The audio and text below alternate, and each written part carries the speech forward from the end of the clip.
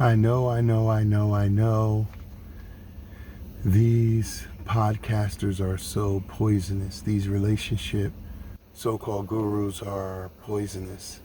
And they have a new talking point, especially these brothers that are in the manosphere.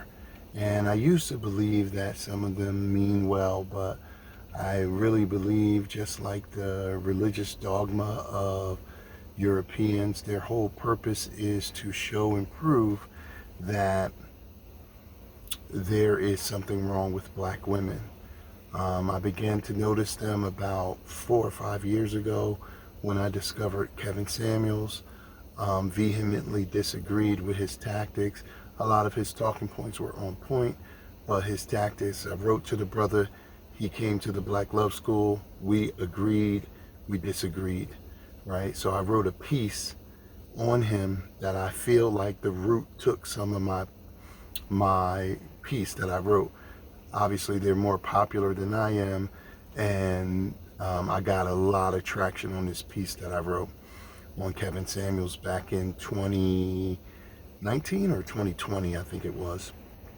But nevertheless, rest in peace to the brother Kevin Samuels. But all of these so-called, I don't know what they call themselves, red pills, blue pills. These just the manosphere dudes, right? That are out there. They're talking about this term now, hypergamy, and they're saying that black women are hypergamous, and this is false. And it's really important that who we listen to have the ultimate qualifications to diagnose and to prescribe a healing cure for our people, especially in the realm of relationships. And this is why we're bullish on the 5 points that somebody must have before you seriously listen to them about relationship information. And number 1, they have to be in a happy and successful relationship for 7 years. And that number 7 is not arbitrary, it's not random. If you follow our talking points, you know about the 7 universal elements, you know about the 7 sevens, the 7 human needs, the 7 principles, 7 virtues of a coma day, and the 7 cycles of life that we talk about. So we talk about 7 sevens, and 7 is a scientific, spiritual, cultural, and methodological, mathematical understanding. So number 1, they have to be mated or married for 7 years. Number 2, they have to love black culture and love black people.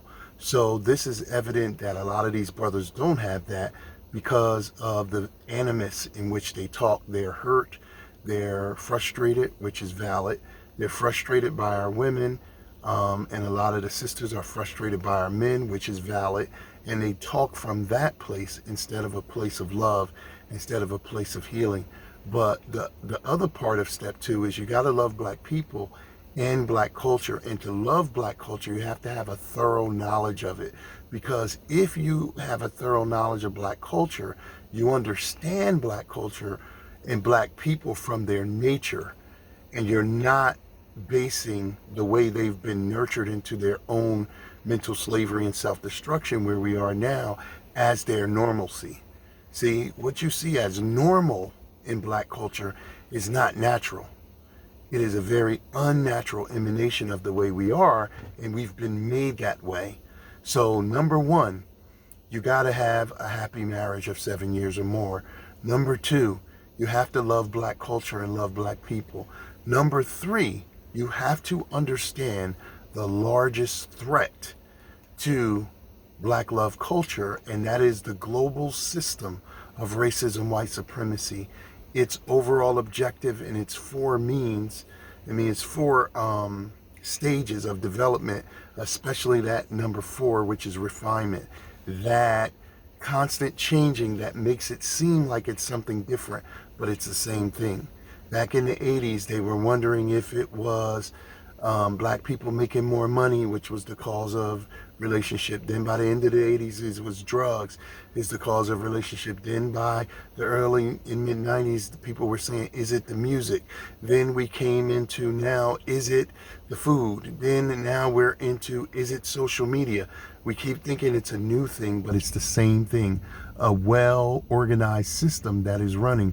And if you don't have a very thorough understanding of this system, why it exists and how it works, then everything you see, as Dr. Neely Fuller and Frances Cress Welsing told us, will confuse you. It will make you not understand what you're actually seeing, and you can misdiagnose and misprescribe what are the solutions. So that's number 3. Number 4, you got to have a credential outside of social media. Everybody has a phone. Everybody wants to share. Everybody has an opinion, and that has its place. But when you get out here in front of the largest community of Black people, you're actually talking to the Almighty God. We are the children of the Most High God as individuals, but when we are unified, we are the Almighty God. So when you speak into the Almighty God, and what you're doing is intellectually banging on them, or you're promoting your sexuality at a base level or something, you're literally disrespecting the face of God, even though you are a God and a part of the God that you're disrespecting. So it's sad to really watch this, because a lot of these people, I used to believe they meant well, but now I see that they're using this as a projection of their pain. And this is the ultimate definition of trauma bonding, right? Because we're bonding over things that are erroneous and that are really the evidence of our trauma. There was a recent study that came out that I heard Nuri Muhammad referring to, that talked about 95% of what Black people are currently doing today is a direct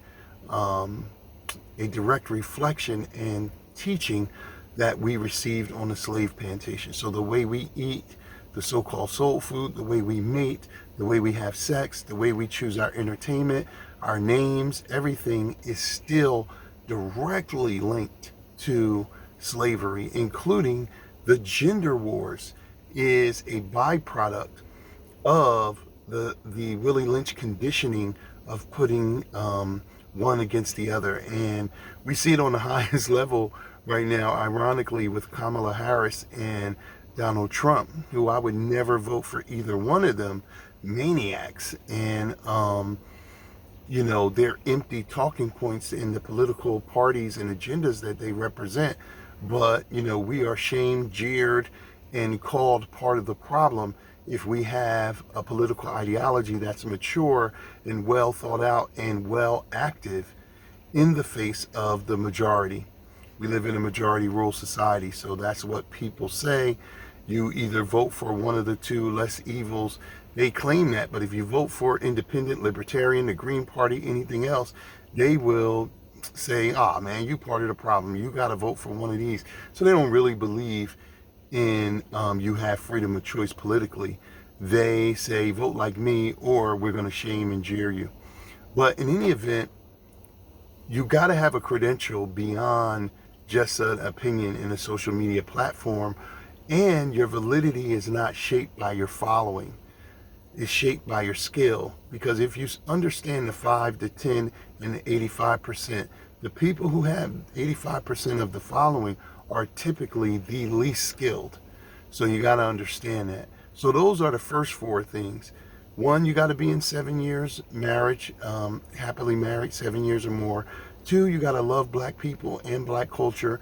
3, you have to understand the global system of racism, white supremacy, our biggest threat to our freedom, justice, equality, knowledge, wisdom, understanding, food, clothing, and shelter, and love, peace, and happiness, right? You got to understand what is the greatest thing threatening that. Number 4, you got to have a credential outside of just having a phone, a computer, and a podcast mic, and an opinion. Number 5, because you're talking to people who have tremendous trauma, and you're triggering them with your words, and you're not responsibly helping them. Number 5, and ultimately, you got to have a system that actually does something about what you're talking about. And systems can easily be replicated. Systems aren't opinions. Systems aren't personalities. They're constructs that we can employ, that we can refine, teach to others, and improve so that we can advance globally and collectively, right? So you've got to have these 5 things before you talk. Otherwise, you're going to jack people up. So here we are with this hypergamy conversation. And hypergamy, for those who don't understand, is like all trick knowledge. It's a term that white folks made up. And what it basically represents is hypergamy. So the hyper desire to be married or mated, right?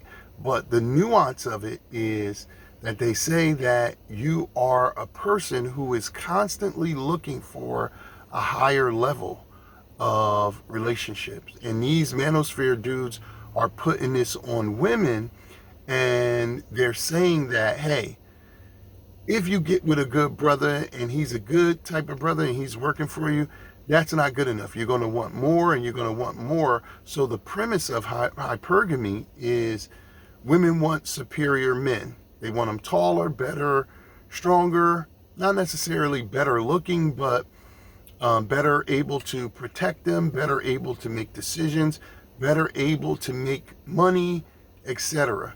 That part I agree with. But the other nuance of it is fallacious. And it is that they say that in order for you to, a hypergamous person, in order for them to function in hypergamy, they're always trying to replace who they have for better. Now, if you understand trick knowledge, it always has a little bit of truth in it. So there is a little truth in that, because the way black women have been nurtured in their fairy tale syndrome, and the way black men have been nurtured in their superhero complex, we're being conditioned by a hyper materialism, empty marketing campaign for the last 500-600 years that's saying do more, have better, better, better, better. And they're not teaching us how to get better at our skills.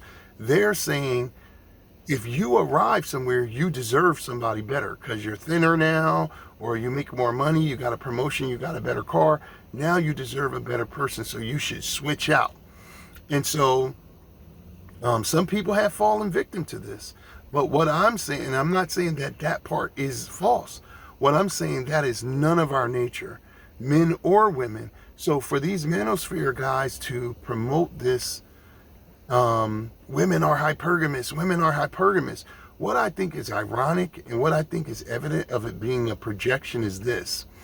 If you look at women and the way they react, they are always a reflection of what the men are saying, right? And so men for the last, 500 years have been hypergamous sexually, right? So they're always looking for some new punani to get in. They're always looking for a better looking woman, no matter how fine their woman is. They're always looking to find another fine, a better looking woman. And even though they can feel a certain amount of love and be secure in a relationship they have, they will actually throw that away for a sexual experience with somebody who looks different. So if your woman is caramel, you're looking for a jet black. If she's jet black, you're looking for a light skin.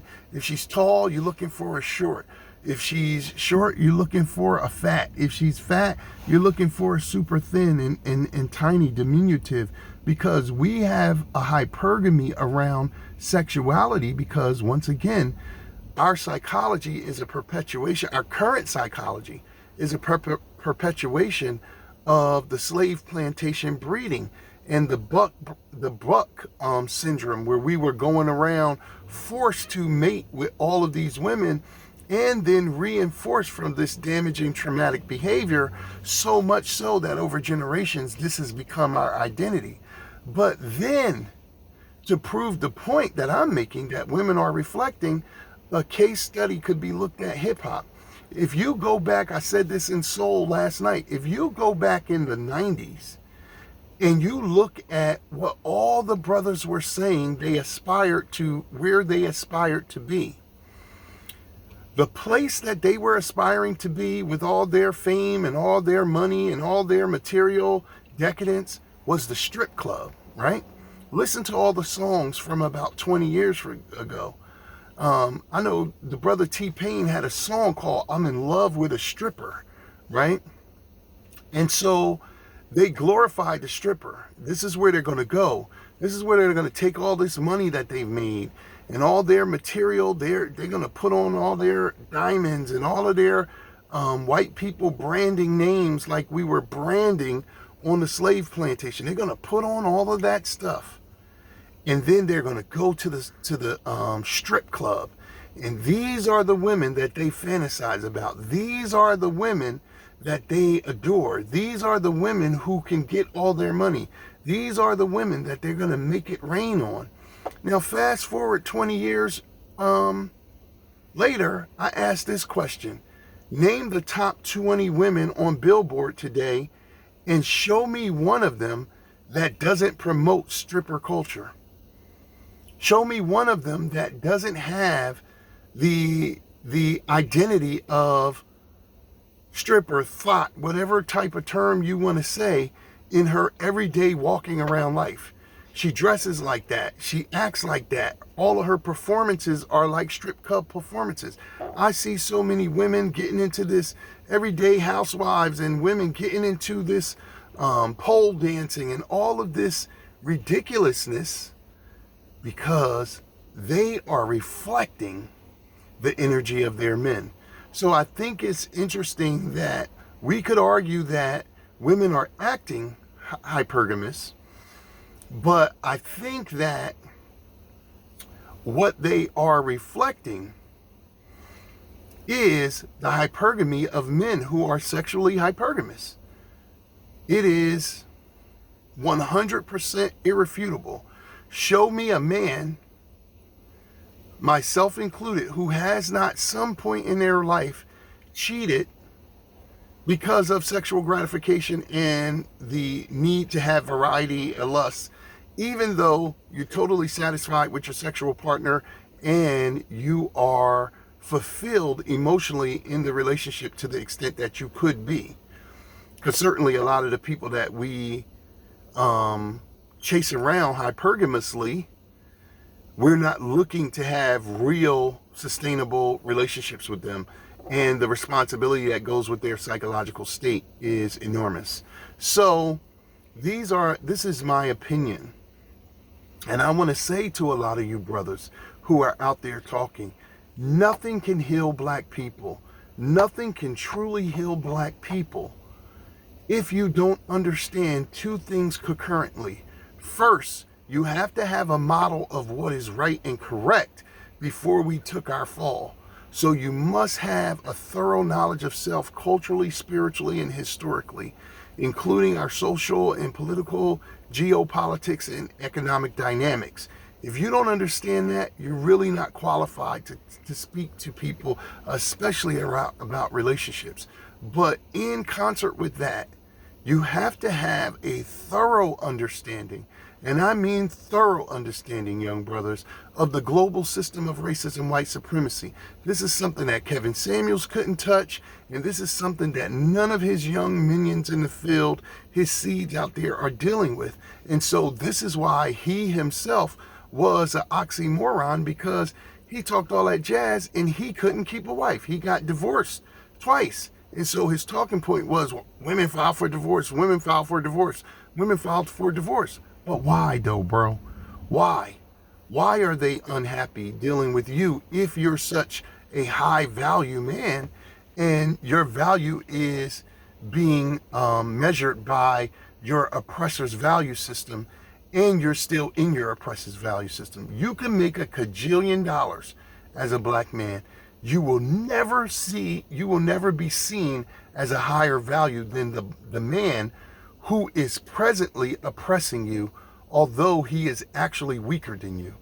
You are lost and confused, and to anybody who gives it any value, they can see that. So people who are talking to you must have 7 years or more in their relationship. They must have a love and a thorough understanding of black people and black culture outside of this current paradigm. They must understand the global system of racism, white supremacy, because if they don't, everything they think they understand will only confuse them. Number 4, they must have a credential to really deal with all this relationship talk, stir up the gender wars, etc., etc. And number 5, they got to have a system that really helps us heal and deal with the traumas that we're dealing with. And that system can be improved upon as we share it. It can be adapted for environmental factors, and it can be implemented without the cult of personality, meaning that these people that give you the system, even if they're not around, the system will work for you and others mutually, to the mutual benefit of us all. So this is what we offer at the Coleman House Initiative, culturally based counseling and consulting firm. As 2 therapists, Nawash and I have dedicated our lives to this work. As a couple that has been married imperfectly for 24 years, but are happily married. And as 2 black people who believe in black people and believe in black culture. Stop the gender wars. Stop. The gender wars are the new refinement phase of the global system of racism, white supremacy. Black women are no more hypergamous than black men in their nature, but both of us have been turned hypergamous because of the nurturing of this oppressive system. And black men, the only reason you could point a finger at black women and say they're hypergamous is because, as women always do, as the moon always does to the sun, they are reflecting the energy of black men. So that's my opinion piece on hypergamy, and that's my plea to black people. Wake up, black people. Wake up. Get a knowledge of yourself and get the Super 7 soulmate skills so that you can understand, learn, practice, and master the art and science of black love culture, and you could win at intimate love. And when we win at intimate love, that is the greatest threat to this system that is oppressing us. Until next time, as always, your brother greeting you in peace and saying, Nia Koma.